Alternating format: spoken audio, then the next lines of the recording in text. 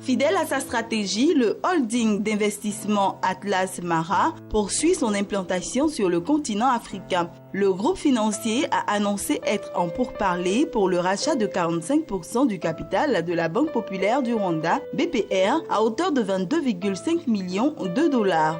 Son objectif, fusionner l'établissement financier avec la Banque rwandaise de développement, dont il est propriétaire à 75%. Si elle se confirme, l'opération pourrait donner naissance à la plus importante banque du Rwanda, a souligné Atlas Mara dans un communiqué. Le holding a également fait part de son intention d'acquérir ultérieurement d'autres actions de façon à apporter sa participation à plus de 70% de BPR.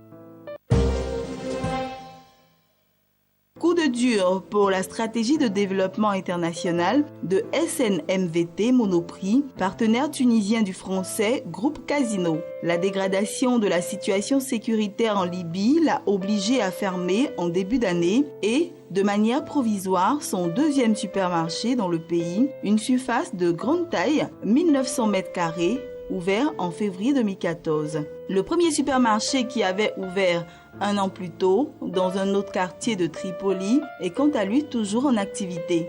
En 2012, la société tunisienne qui détenait majoritairement le groupe Mabrouk, coté à la bourse de Tunisie, avait annoncé son intention d'ouvrir plus d'une dizaine de supermarchés au cours des prochaines années. La Tunisie était vue alors comme un véritable relais de croissance.